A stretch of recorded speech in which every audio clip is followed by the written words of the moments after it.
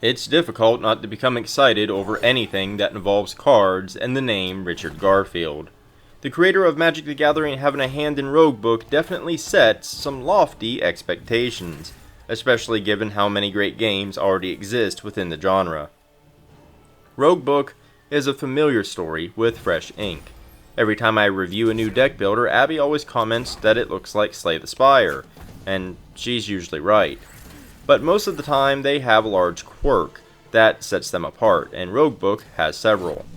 You control 2 characters at a time, managing the cards for both in the same deck, while attempting to maximize their synergy. The exploration in Roguebook is also freeform as you use inks and brushes to reveal the landscape, and uncover all of the loot and power-ups that you need to win. Roguebook's storybook art style is exceptionally polished, making it one of the best looking deck builders out there, with slick animations to complement it. Visuals aren't all that important to the genre though, but it's a nice bonus and speaks to the detail that went into crafting the game as a whole. The smaller differences are less apparent until you begin to flip through the game's pages, but are equally important in making Roguebook a novel experience.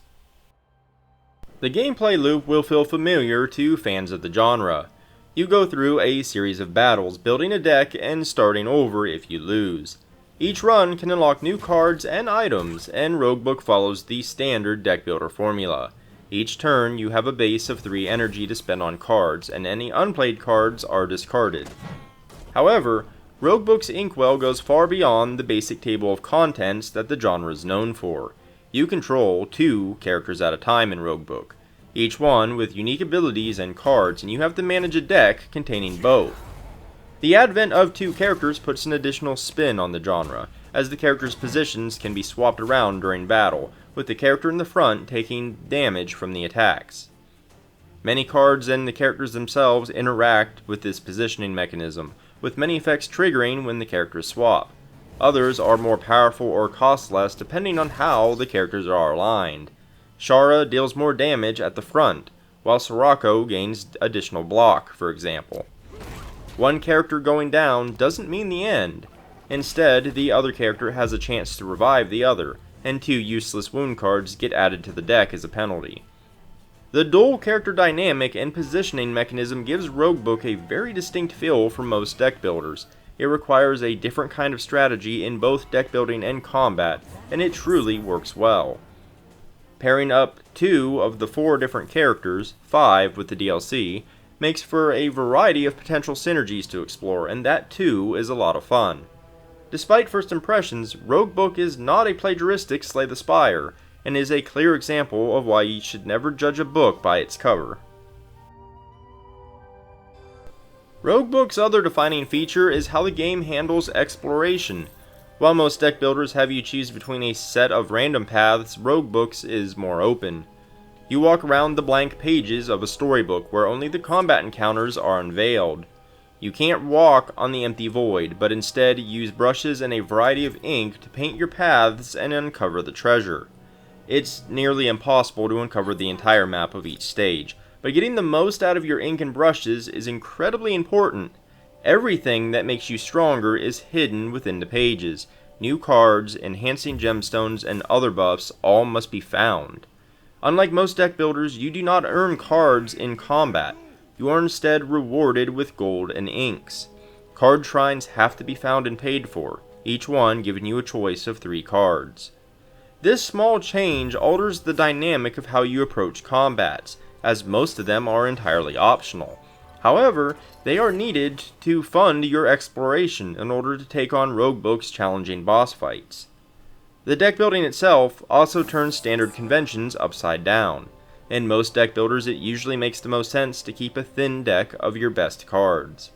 Roguebook rewards you for the opposite. The more cards your deck has, the more talents you unlock for your party. The cards themselves have a tighter balance too, so that broken combos and the desire to thin a deck down to pull them is less prevalent.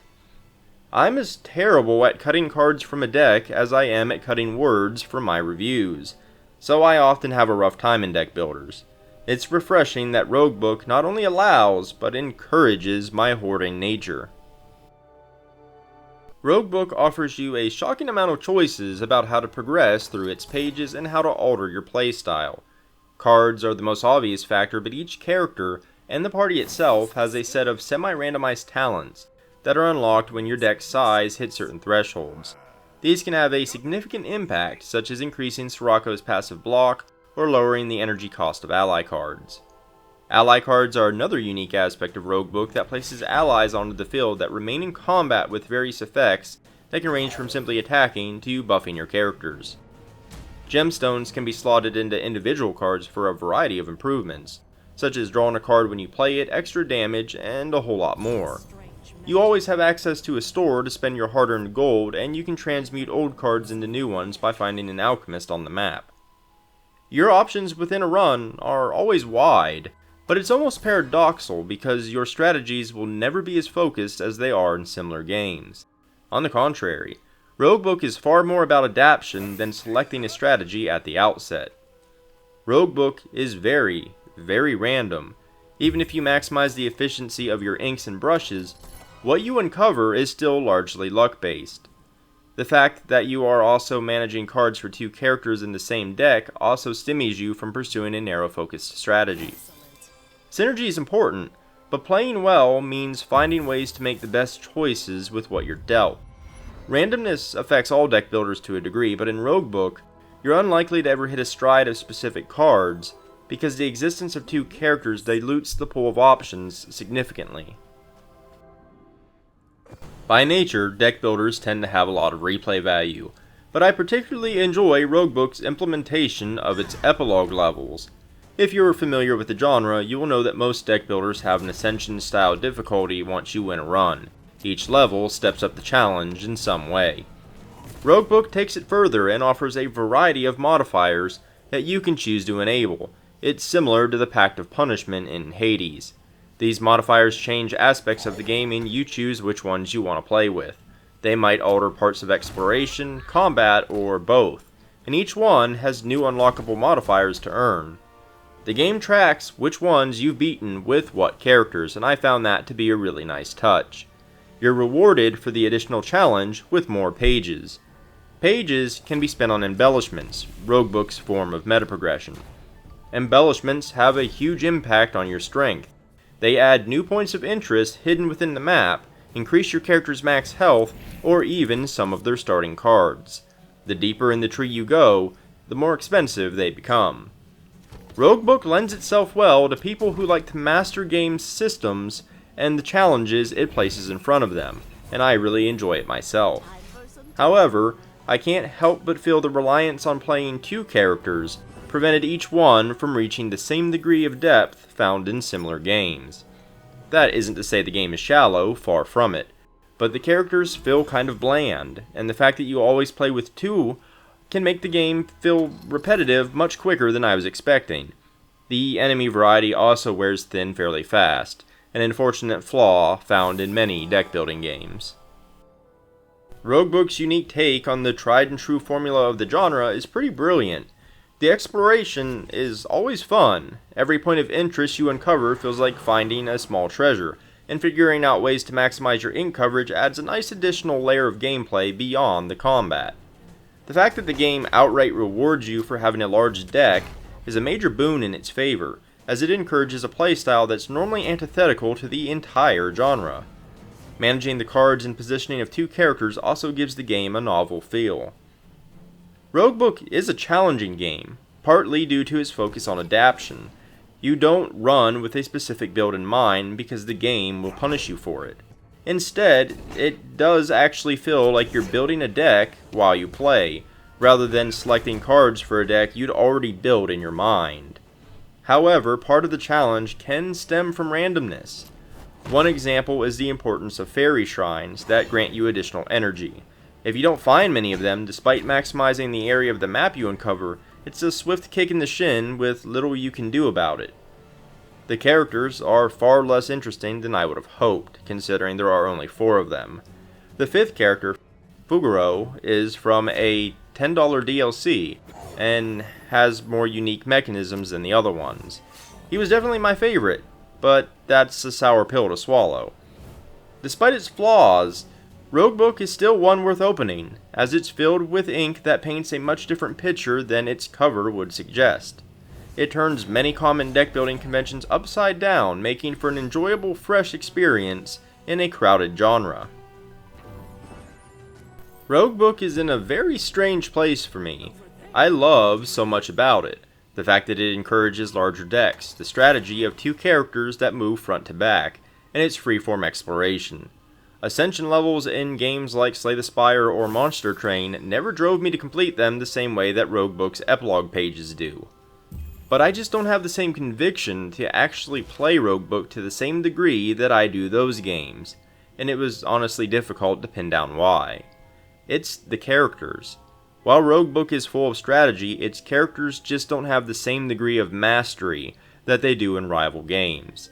I'm still learning new ways to use characters in Slay the Spire, new ways to synergize factions in Monster Train, and Tainted Grail constantly surprises me with its variety. I haven't come close to mastering Roguebook either, but I feel like I'm drafting from random pulls of cards rather than a character's pull of cards, if that makes sense. They just feel shallower in a way that's hard to describe because it's masked by the fact that you play 2 of them, and maybe that's the point. 2 characters with the same degree of depth as, say, the Ironclad or the Silent from Slay the Spire may have just been too overwhelming. I just can't shake that feeling of weirdness, and I'm 100% willing to blame it on a jaded mindset from playing so many games of this genre, or my entrenchment in board games that share a lot with the deck building video game genre. My brain has a weird tendency to latch onto things. Final Fantasy Tactics prevented me from enjoying games similar to it for years before I could let go of the fact that not every turn-based tactical game needed to be Final Fantasy Tactics in order to still be good. The thing is, I'm still drawn to play Roguebook because of the epilogue chapters. Watching the little icons light up as I complete each challenge with different characters makes the completionist side of my brain feel warm and fuzzy. And that makes sense. I did platinum Death Stranding after all. To recap the pros. It has an interesting 2-character system. Roguebook encourages large decks, and that's neat. Uncovering a map to find points of interest is a great addition to the genre. Its meta progression gives you plenty to pursue. The focus on adapting your deck rather than a narrow build is a lot of fun. And the epilogue chapter system is a great take on the usual endgame ascension levels. The cons. Roguebook's characters feel bland and less interesting than in similar games. The enemy variety is lacking. Playing 2 of the 4 characters can make the game feel repetitive faster than expected. The randomness that comes with exploring can be frustrating at times as there's not much that can offset it. And the character DLC is pricey for 1 character. Who would like Roguebook? Fans of Slay the Spire, Monster Train, and other deck builders.